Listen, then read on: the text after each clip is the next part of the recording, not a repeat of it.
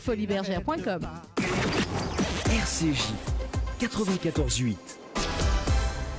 Les matinales, Sandrine Sebat.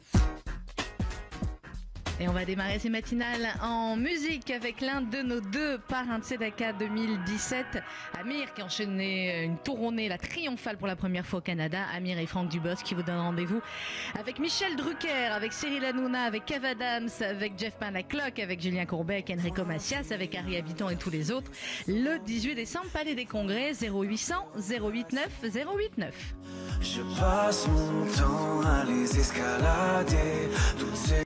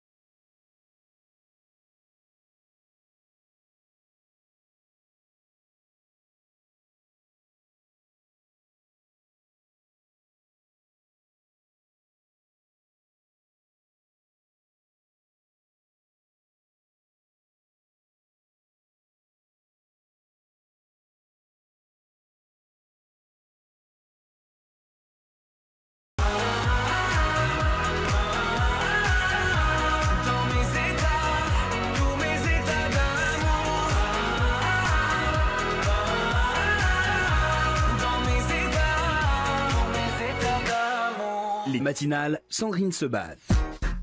Amir à l'instant avec État d'amour, Amir et Franck Dubosc pour la grande soirée du Palais des Congrès le 18 décembre prochain, 20h. Palais des Congrès, location 0800 089 089 ou également sur Palais des Congrès. Le site du Palais des Congrès, c'est viparis.com.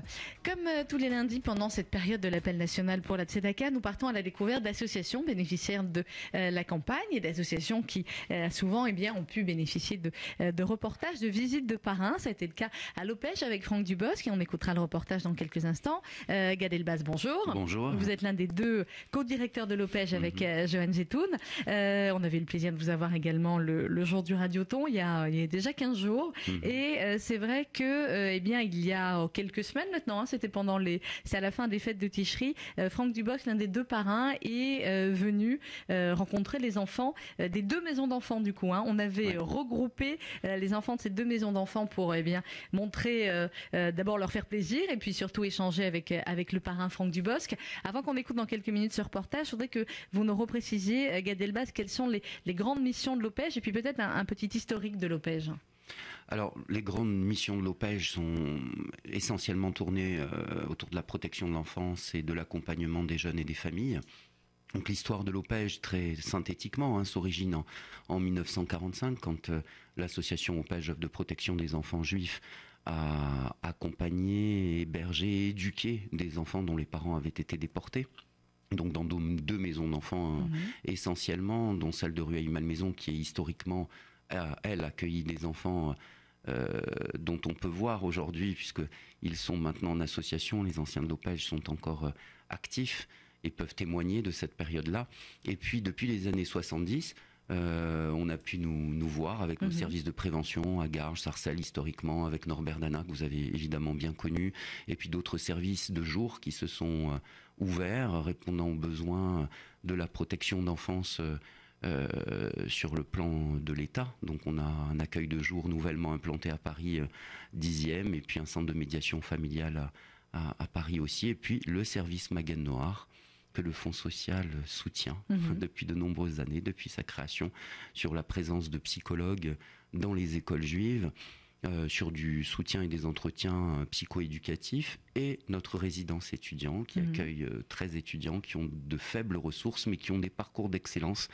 Donc je tiens à le rappeler parce que vous nous soutenez beaucoup sur cette opération-là. On n'en parle pas beaucoup, on ne communique pas beaucoup. Et ben justement, vous allez nous en parler ce matin. Mais voilà. Moi, je ne la connaissais pas bien cette opération, donc vous allez nous en parler. Voilà, c'est en tout cas les étudiants nous rappellent toujours ô combien le soutien sur cette action les aide. Et ce sont des étudiants qui étaient avant maison d'enfants à l'OPEJ, qui étaient déjà suivis, pas du tout. Enfin, ça peut Certains, arriver très rarement, d'accord. Mais pour le coup, c'est des jeunes qui connaissent ce dispositif souvent par la voix de leurs amis qui ont fréquenté cette petite résidence de 13 studios dans le 17e, et qui permet à des jeunes qui ont des difficultés de ressources financières, mais aussi parfois des parcours un peu chaotiques sur le plan familial. Voilà, il y a un peu, ou de la migration, comme encore des jeunes étudiants qui viennent du Maroc et qui ont envie de faire des parcours universitaires à Paris, mais qui n'en ont pas toujours les moyens. Et ces appartements qu'on met à leur disposition pour de faibles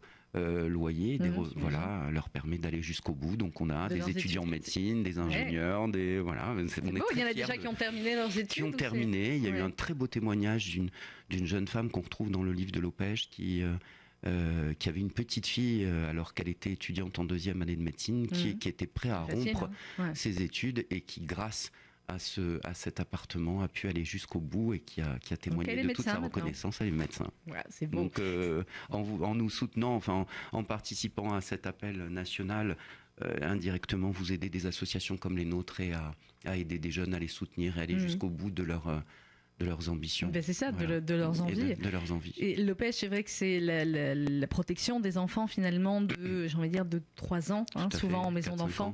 Ouais, ça peut arriver, ils peuvent arriver à cet âge-là jusqu'à donc l'âge l'entrée dans l'âge adulte. L'insertion, l'âge adulte. En effet, on a tout le pan protection que vous connaissez beaucoup. C'est vrai que souvent les gens se réfèrent en pensant à l'OPEJ, aux maisons d'enfants, mais ce n'est pas que ça. Nous on le définit en 3 pôles: protéger, accompagner, soutenir. Donc protéger dans nos maisons d'enfants, accompagner dans nos services de jour, et soutenir quand il y a en effet pour les étudiants, pour des vacances d'été. On s'exprimera un peu là-dessus, j'imagine, un peu plus tard sur le séjour solidaire. Exactement. Alors on va commencer par protéger ces enfants qui sont en maison d'enfants. On l'a dit, 2 maisons d'enfants de l'OPEJ, une à Rueil-Malmaison, une au château de Maubuisson, où nous nous sommes rendus avec Franck Dubosc. Combien d'enfants sont pris en charge dans ces 2 maisons à l'année? Alors, 43 au niveau du château de Maubuisson, c'est la capacité d'accueil, un peu plus de 63-64 enfants sur Rueil, avec des dispositifs d'accompagnement à l'autonomie, des appartements des 2 côtés pour des jeunes majeurs qui auraient besoin d'être suivis quand ils deviennent jeunes étudiants. Voilà, donc c'est vrai que Franck Dubosc a été très étonné de cette, je pense, de cette chaleur qui se dégageait comme toujours quand on voit les parents arriver dans les maisons d'enfants, qui ont toujours des représentations un petit peu sur qu'est-ce qu'on va trouver. Mais là. oui, qu'est-ce qu'on va surtout que voilà. Et puis on s'aperçoit C'est que leur premier contact. Voilà, et puis on voit des enfants, des adolescents, des jeunes majeurs aussi, qui sont d'abord très touchés par le fait qu'on leur prête une attention particulière par la visite des parents. Et ça, on tient à vous en remercier avec Joanne. Avec bonheur. Parce que c'est toujours pour eux... Voilà, ils sont évidemment souvent blessés par la vie, ils n'ont pas l'habitude qu'on leur porte une attention si grande. Bon, évidemment, quand une star vient les voir, arrive, c'est toujours pour eux un moment de grande émotion. Et puis c'est un moment aussi à raconter après à l'école, et j'imagine la frime le lendemain. Et puis aussi, je trouve que souvent ils s'épanchent avec les parents. Oui. Ils ont des moments, tu le sais Sandrine, des moments où vous vous écartez, où vous parlez un petit peu de la vie familiale, du parcours de vie, etc. Ils le font très pudiquement, mais ils le font. À leur manière, ils parlent, ils ont envie de se confier. Et bien on va les écouter, et Franck Dubosc, et les éducateurs, et les enfants. Vous allez comprendre au début, à cause de certaines questions, du fait que nous étions à quelques jours, nous étions la veille de Soukhot, et qu'il y avait déjà la souka installée dans le château de Maubuisson. Visite de Franck Dubosc à Lopège. Écoutez-le, ça dure 7-8 minutes.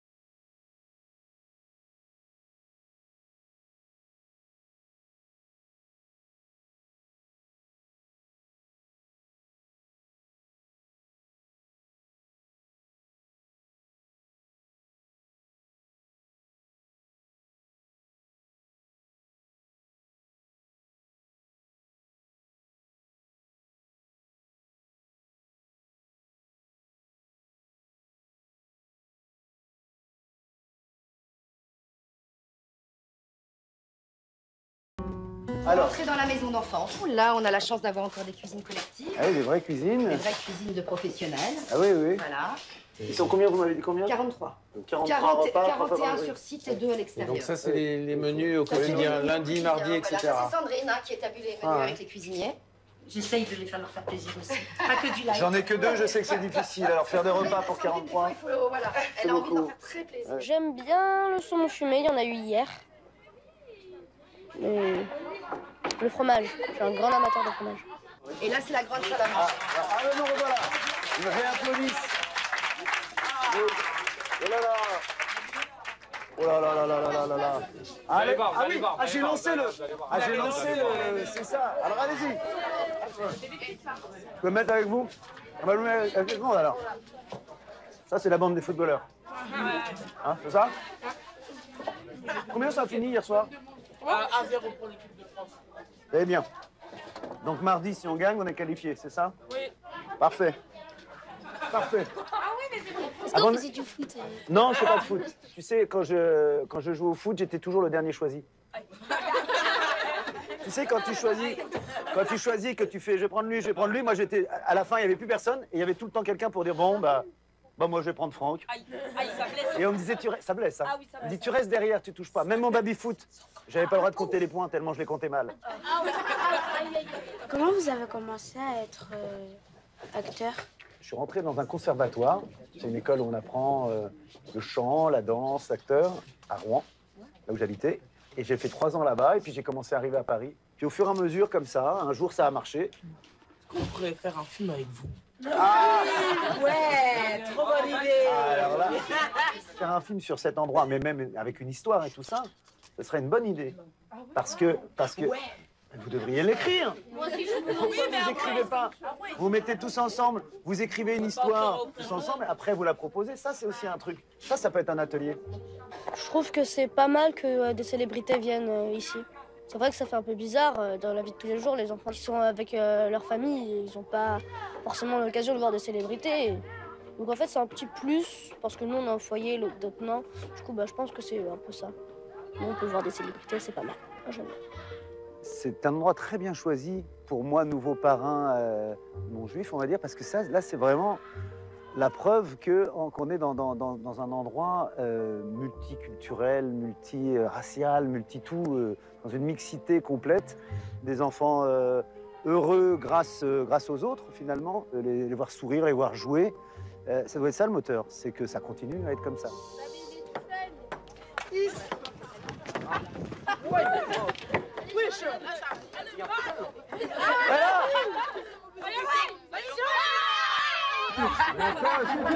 Merci beaucoup. Historiquement, la Fondation Opège a toujours travaillé avec le Fonds social et notamment sur l'opération de Tzedaka. Cette opération de Tzedaka, elle permet de financer des actions très très précises. On est sur la même longueur d'onde, c'est un travail de collaboration très serré et on sait combien la Tzedaka aujourd'hui est essentielle pour continuer à aller encore plus loin dans les projets que mène l'Opège et qu'on soutient à 200%. Être parrain, c'est être responsable du fait qu'ils puissent continuer à vivre dans des conditions comme tous les enfants. Je me sens responsable de tout ça. Enfin, on est tous responsables. C'est-à-dire qu'on doit l'être tous. Ça met des images sur un bonheur qu'ils ont, qu'il faut garder. En fait, c'est ça. Moi, je retiens ça. Donc, donnons beaucoup. Au revoir, les enfants.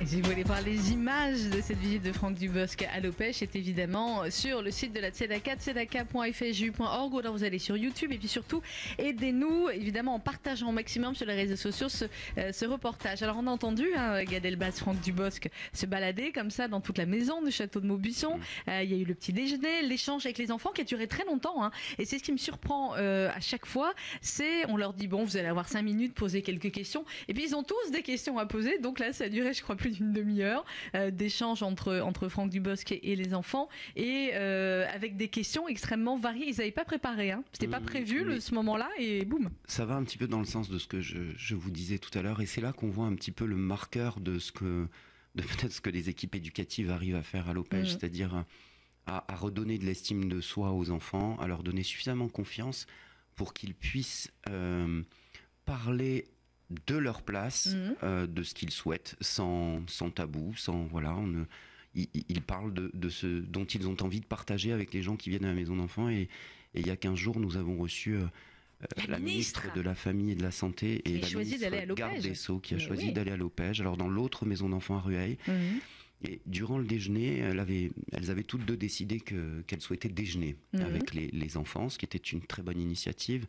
Et j'étais en bout de table et j'écoutais, je laissais mon oreille un peu traîner et je me suis dit, c'est incroyable de les voir aussi confiant, aussi sûr.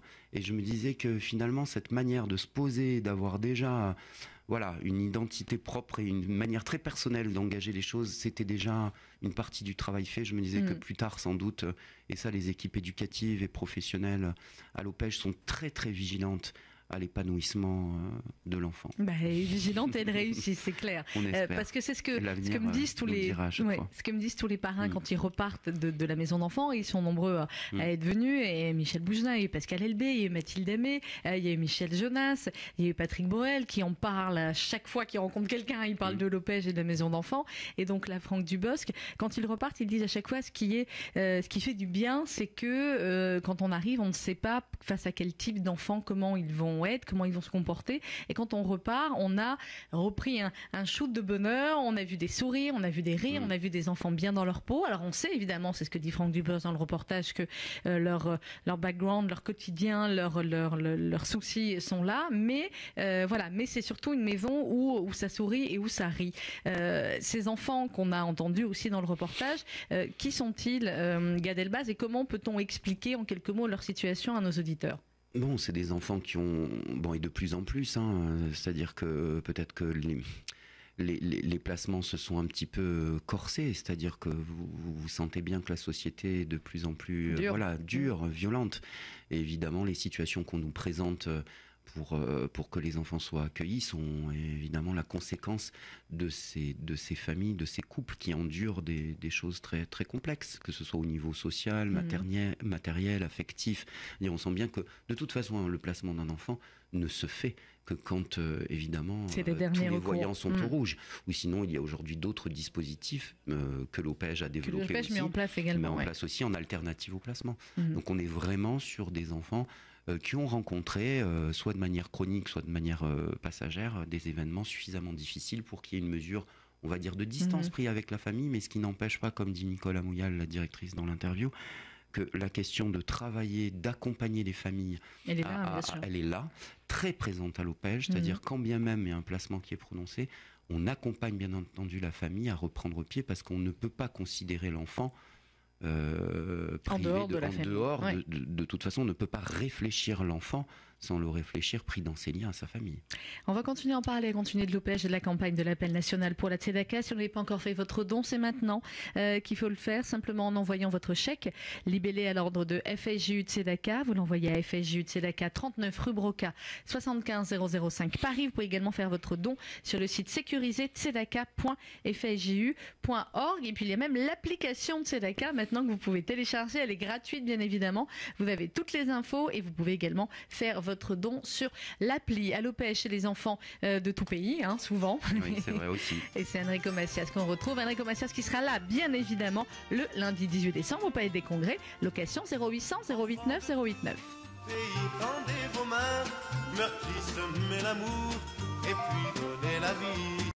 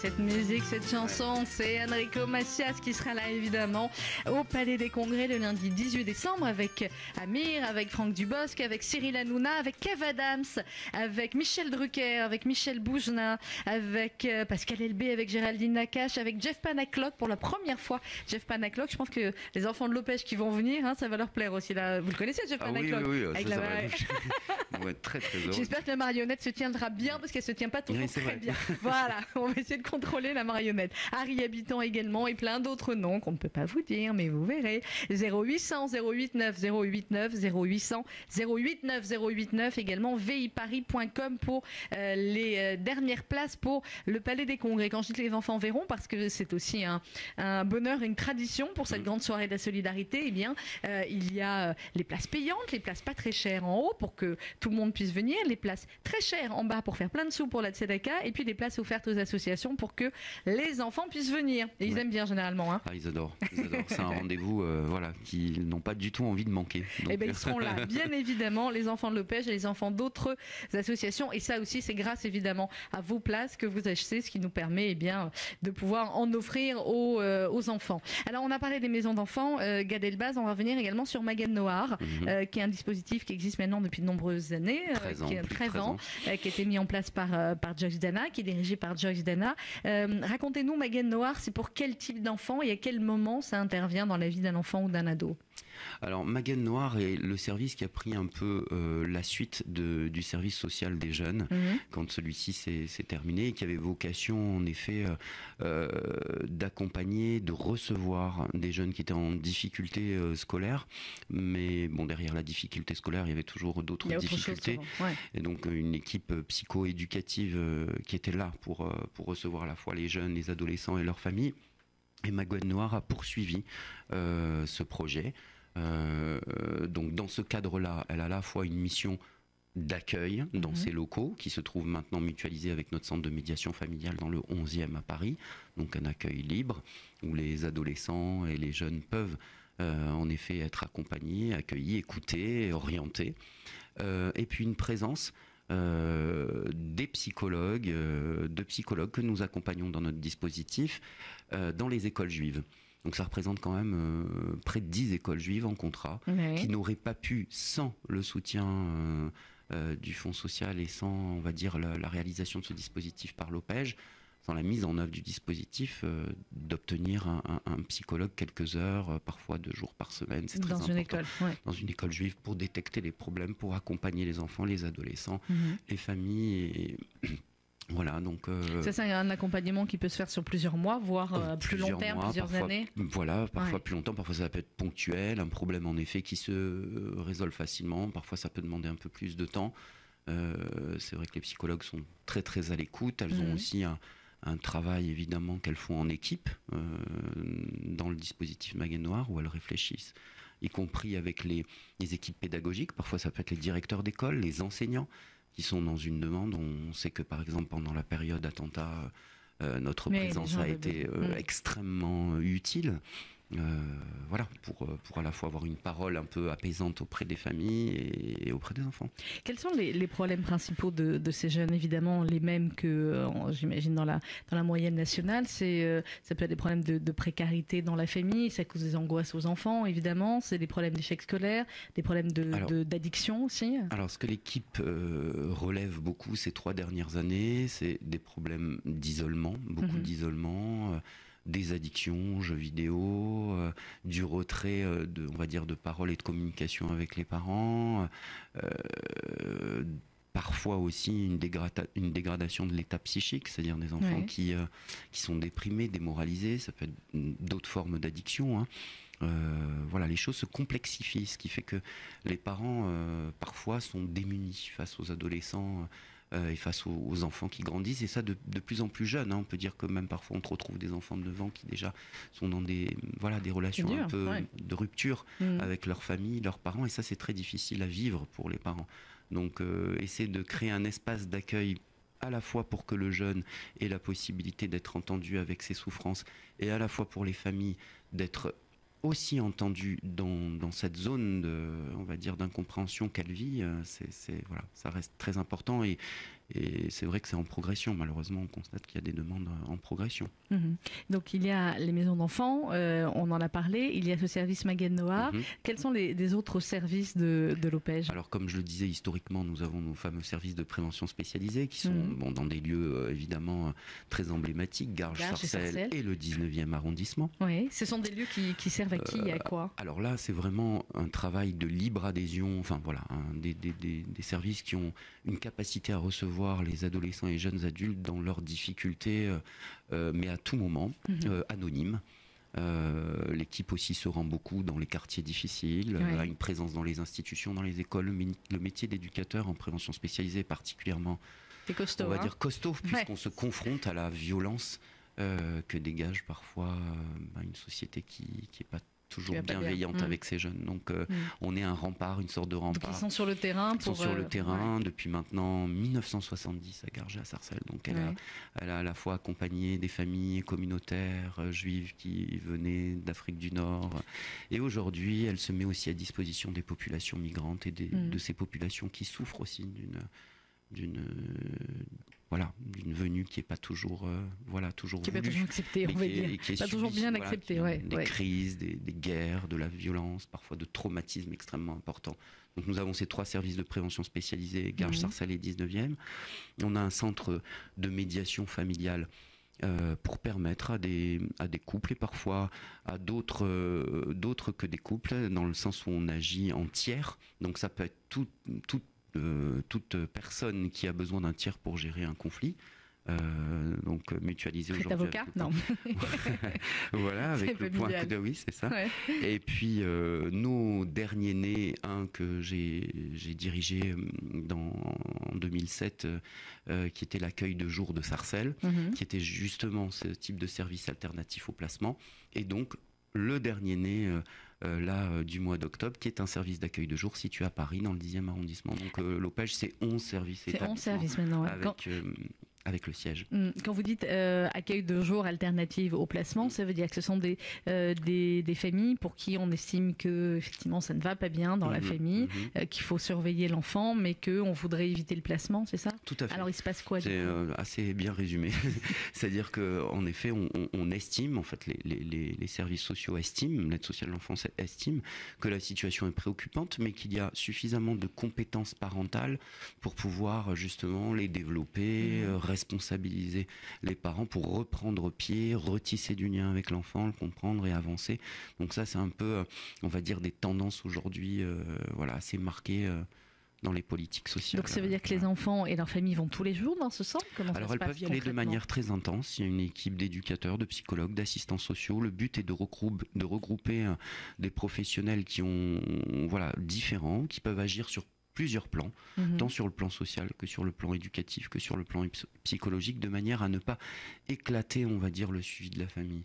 Voilà, on concentre un peu des compétences ensemble. Mais c'est important ce que vous dites, parce que je voudrais que nos auditeurs se rendent bien compte que, par exemple, pour une famille, pour un enfant, on va mettre en place 1, 2, 3, 4 personnes, différentes associations pour que l'enfant et sa famille aillent mieux. C'est tout un enchaînement finalement d'associations et de personnes compétentes. C'est bien, Sandrine, que tu le rappelles.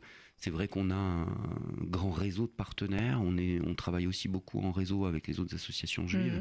C'est grâce à ce lien qu'on a entre nous, que ce soit les banques alimentaires qui parfois nous aident, aident les familles, ou d'autres dispositifs d'autres associations, parce qu'on se passe le relais entre le CASIP, l'OSE, l'OPEJ, la BPIH, enfin toutes ces associations dont vous entendez parfois parler, s'entraident beaucoup.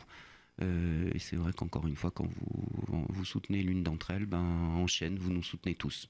Voilà. Et pour les soutenir tous, c'est FSJU de Tzedaka, 39 rue Broca, 75 005 Paris, ou www.tzedaka.fsju.org. On va marquer une pause musicale. On va se retrouver tout de suite après, toujours avec mon invité Gad Elbaz. On va continuer à parler de l'OPEJ. Elle sera là, elle a représenté la France. Ça tombe bien parce que c'est lui qui avait représenté la France avant à l'Eurovision. Du coup, je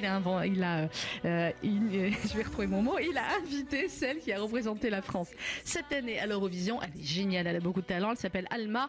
Et elle sera là également le 18 décembre au Palais des Congrès pour l'appel national pour la Tzedaka 0800 089 089. Les siècles passés disparaissent, ce que tu crois être la mort.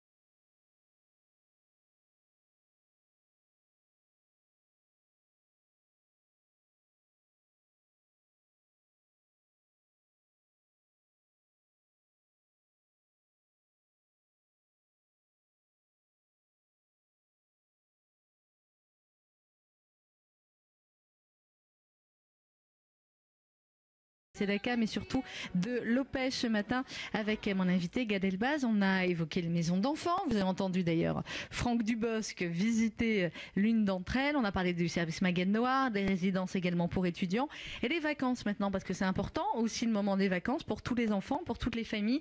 Les vacances solidaires, c'est quoi alors, Gad? Alors les vacances à l'Opège, c'est un grand sujet.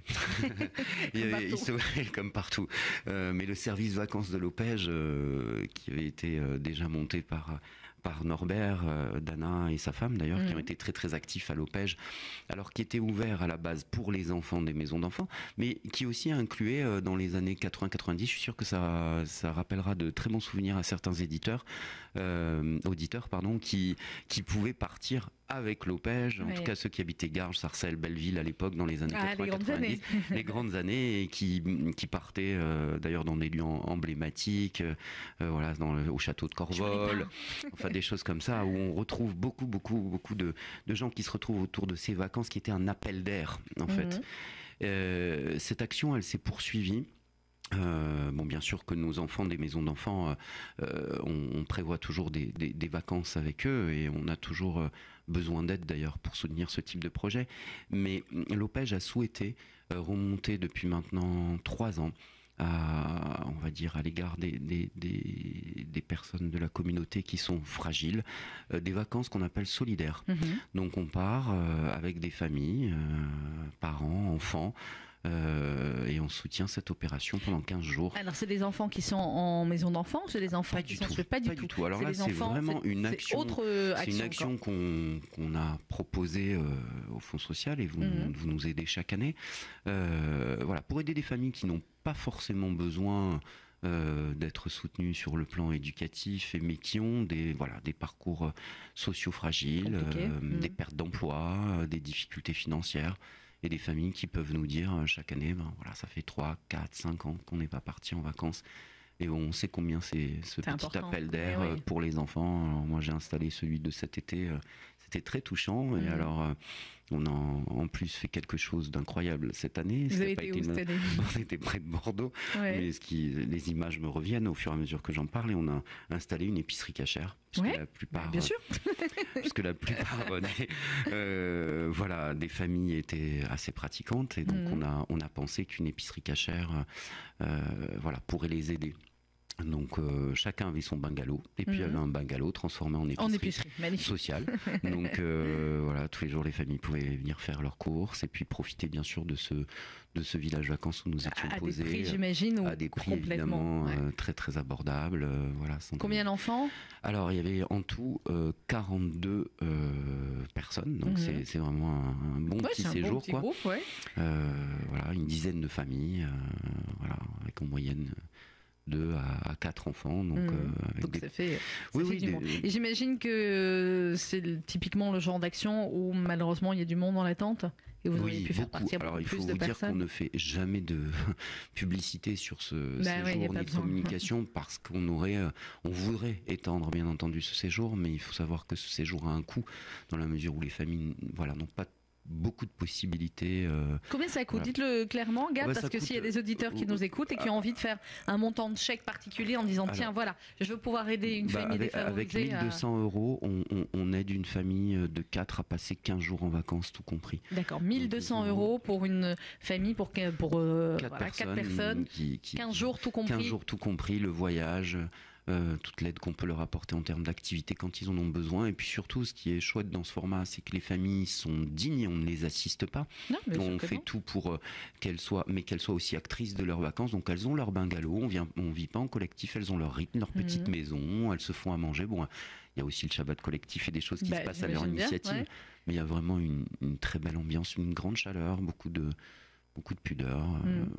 Je pense que c'est quand elles reviennent, ça fait du bien à tout le monde. Hein. J'imagine que les enfants à la rentrée scolaire, c'est autre chose. Bien. Souvent, c'est des activités simples, de la piscine, du vélo, des choses qui pour nous peut-être paraissent banales, mais qui pour eux, voilà, des mamans parfois qui sont célibataires et qui ont des enfants et qui peuvent pas, évidemment, même pas penser. Je rencontrais une famille avant de partir, avant qu'on parte, qui disait mais c'est qu'on n'y pense même pas aux vacances. Nous, ce qu'on pense, c'est à payer notre loyer, à nourrir notre famille. À payer le chauffage et à nourrir.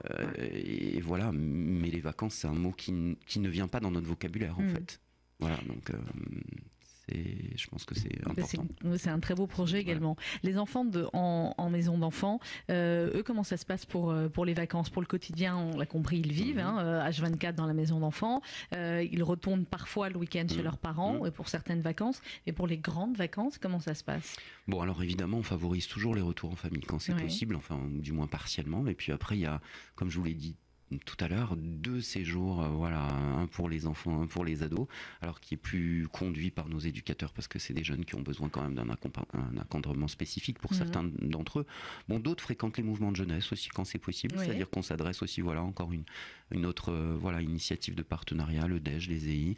Mais pour ceux qui ont vraiment besoin d'un accompagnement spécifique, c'est nos équipes éducatives qui continuent, qui se maintiennent au mois d'août, qui partent avec eux, et c'est plus de 40 enfants au mois d'août qui s'en vont pour les petits de 5 à 12 ans et plus de 25 à 30 adolescents. Donc c'est l'été à l'Opège, on n'est pas en vacances. Non, à part les enfants. Voilà, à part les enfants qui le sont, mais les professionnels sont très attentifs à ce moment qui est quand même un moment de l'année aussi crucial pour eux. On parle beaucoup, Gad Elbaz, de l'arrivée d'un enfant en maison d'enfants. On a souvent expliqué à nos auditeurs pourquoi c'était décidé et qui le décidait. Mais est-ce qu'il y a parfois des retours, est-ce qu'il y a souvent des retours en famille, des enfants dont on considère que la situation familiale s'est stabilisée et que l'enfant peut retourner dans sa famille? À ce moment-là, qui décide? Bon, alors d'une part, oui, en effet, dès l'entrée d'un enfant, on pense déjà à son avenir et à son possible retour. C'est-à-dire que les équipes travaillent aussi sur immédiatement à mettre en place des choses pour optimiser la capacité de la famille à retrouver un équilibre. Alors, qui décide, bien sûr, quand c'est, sans rentrer dans des détails techniques, mais il y a 2 formes de placement. Soit c'est à la demande de la famille, qui pense qu'à un moment donné, elle n'est plus en capacité pour un temps précis de prendre en charge son enfant, et donc c'est un placement administratif, donc c'est un contrat avec l'aide sociale à l'enfance et avec la maison d'enfants, et auquel cas le placement s'arrête quand la famille le décide. Quand c'est une mesure de protection de juge des enfants, c'est le juge des enfants qui va en effet consacrer lors d'une audience le progrès de la famille et qui va, comme on le dit en termes techniques, lever le placement. Et voilà. Mais c'est vrai qu'on a souvent des représentations sur la protection de l'enfance, les juges des enfants. Les juges des enfants sont extrêmement bienveillants la plupart du temps, enfin en tout cas dans mon expérience de 30 ans. Ils ont intérêt pour faire ce travail. Voilà, ils sont très bienveillants à l'égard des familles et ils poursuivent aussi le but que les familles soient en mesure de retrouver un équilibre et c'est quand même quelque chose que moi j'ai retrouvé tout au long de ma carrière. Et c'est toujours le but ultime que l'enfant puisse, quand c'est possible, en tout cas, retourner dans sa famille. Quand c'est pas possible, c'est de vivre avec son parent qui est défaillant. Apprendre à vivre avec son parent défaillant, c'est aussi le respecter. J'aimais beaucoup cette interprétation du grand rabbin Gilles Bernheim qui disait toujours honore ton père et ta mère, c'est aussi savoir équilibrer, sentir ce que ces familles, ces parents ont pu nous donner, ce qu'elles peuvent pas nous donner et ce qu'elles n'ont pas pu nous donner, pouvoir donner la force à ces enfants de le réparer, de sortir en effet d'une répétition et elles pouvoir surmonter, vivre avec la difficulté familiale, c'est pouvoir la surmonter, c'est un peu ce qu'on a tendance à faire à l'Opège, on essaie.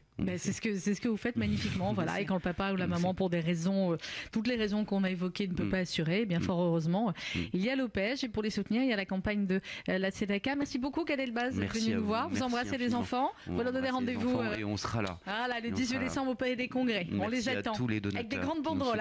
Voilà, dites comme chaque année, ils font des grandes banderoles. Oui, Fondation Opège, on sera là, on existera ce soir-là. Merci beaucoup. Grande soirée de l'appel national pour la Tzedaka, 18 décembre prochain, Palais des Congrès. Nous sommes à J-14 dans 2 semaines. Donc inutile de vous dire que ceux qui ne prennent pas leur place cette semaine, j'ai de la peine pour eux. 0800 089 089 ou Palais des Congrès 0892 050 050 sur viparis.com. Rappel de ceux qui nous feront le plaisir de venir. Enfin, ceux que je peux annoncer en tout cas. Amir, Franck Dubosc, évidemment les 2 parrains, Enrico Macias, Michel Boujna, Michel Drucker, Harry Habitant, Cyril Hanouna, Kev Adams, Michael Michel Young, Jeff Panaclock, Nazim. On vous a annoncé Alma et il y en a encore d'autres qu'on vous annoncera dans les jours à venir. Et pour l'heure, on se quitte en musique avec, c'était en 2014, l'année où Patrick Bruel et Michel Drucker étaient parrains et c'était ce duo magnifique, justement avec Amir, Patrick Bruel, Amir, la chorale des enfants de l'école Lucien de Hirsch sur RF Shell Shoshanim pour vous souhaiter une très belle fin de matinée. À demain 11h.